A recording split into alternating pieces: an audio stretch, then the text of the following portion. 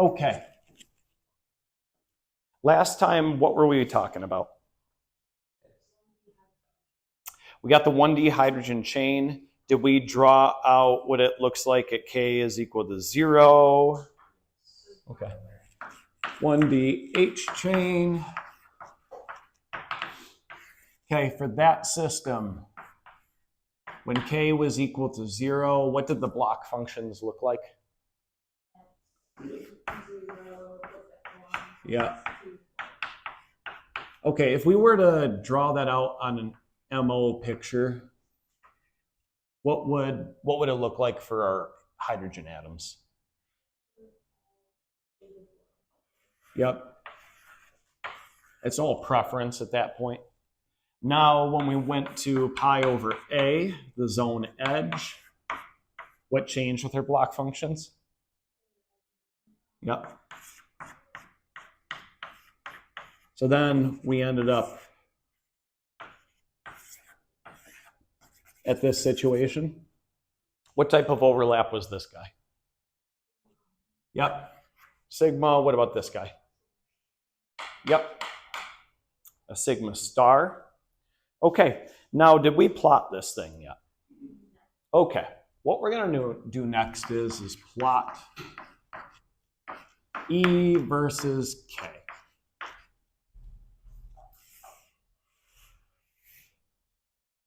Okay, so on our y-axis, we have E. On our x-axis, we have K. We're gonna go from the values from 0 to pi over A. And we're gonna plot this. When we go to plot this, let's consider the types of overlap we have. At K is equal to 0, we have this set of crystal orbitals. It's going to be high or low in energy. Low. And what about this guy? Higher. So if you draw it out and you were to plot it, you could look at all of these.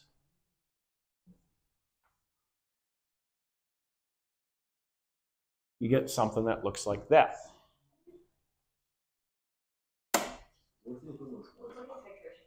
It does, yeah. It does look like a titration curve, right? This is a band. It's a band structure. K is equal to 0 is sometimes called the zone center in relation to the Boolean zone. I over A is called the zone edge.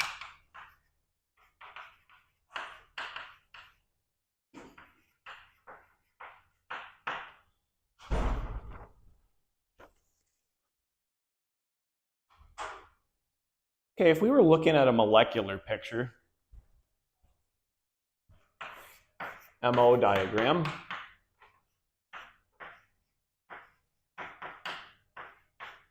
we'd see that. Where are the electrons? Actually, yeah, I'd see something a little different for an H2 atom. We would see this. Where are the electrons? Yep, in the sigma bonding here.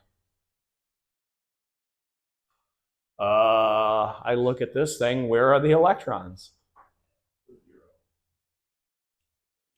I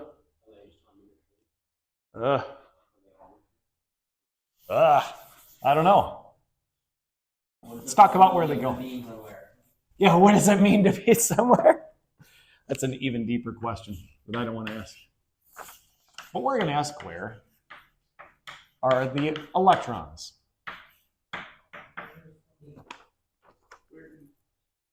Okay, just like with an MO, how many electrons can an MO hold? It can hold 2. A band can hold 2 electrons. Each band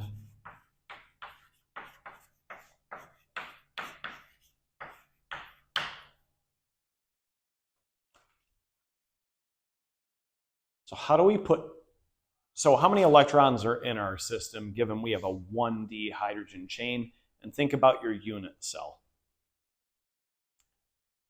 So our unit cell was like this, boop, boop, boop.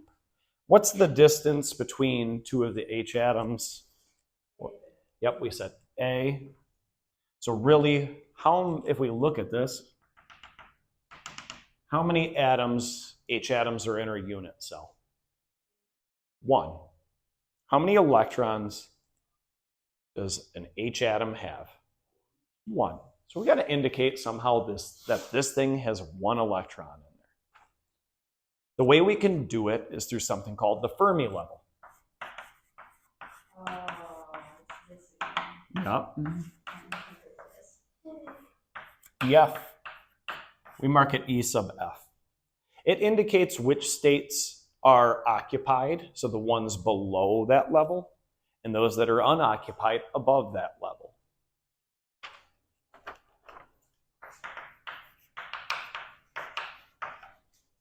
Energy, which states are occupied below and unoccupied above.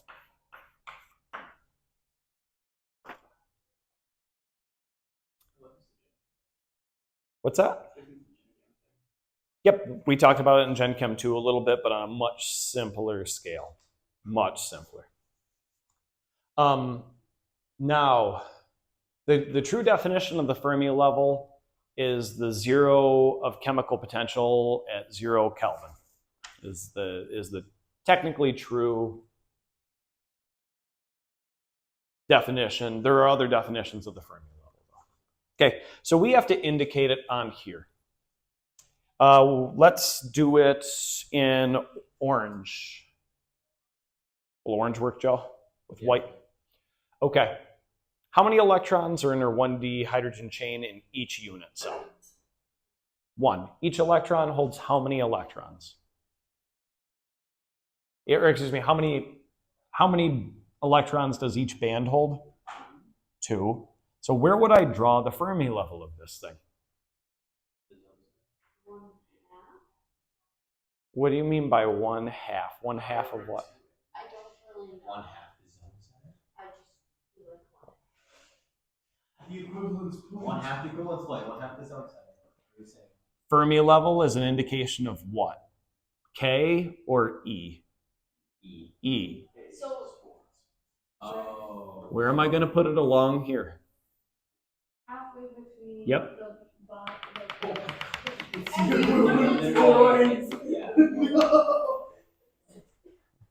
Yep. There is your Fermi level. So for a 1D hydrogen chain, it splits this. This means that this portion of the band is occupied, this portion of the band is unoccupied. Okay. We're going to make this more complex. We're going to start tweaking the parameters and see what we can do here. The other thing is, Aiden, you said, hey, this is a lot like Gen Chem 2, where we just drew pictures like this, and we said, okay, this thing is a semiconductor, this thing is blah, blah, blah. But what you can do from this is go to something called the density of states. We'll draw it this way.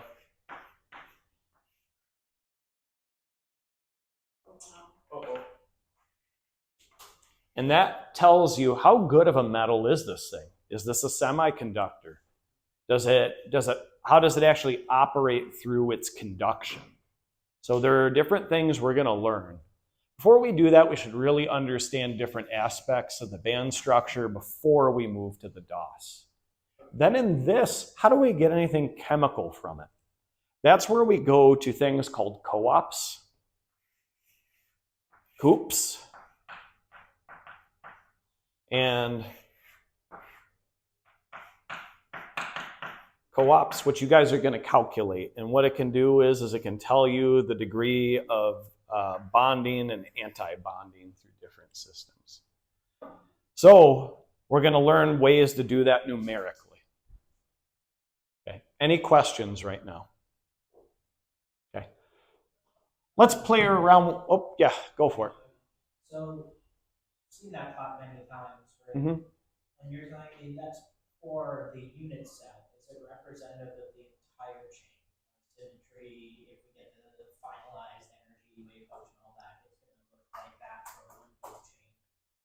Yes. So that's representative of the entire system and just the single atom. Yes, not only a single atom, but the entire system itself. So you get everything. And so if my unit cell was defined to contain 2 or 3, Yes. it would take the average of them and it would look like that once again. No, we're going to talk about when we increase or we let more atoms in here. Okay? Sort of just like with MO theory, number of AOs in equals number of MOs out. Right. Here, number of AOs in equals number of bands out. Okay. So if we increase the unit cell, we're going to get more bands. But we're going to talk about that. The other thing is everyone in the room knows that this thing is not stable at ambient temperature and pressure. Other pressures may be very different. If you talk to my advisor, she can talk to you about that at length. So how do we account for real systems, or how do we get something real out of this, or how would we know based upon this plot that it wouldn't? Let's talk about those things. Okay. Let me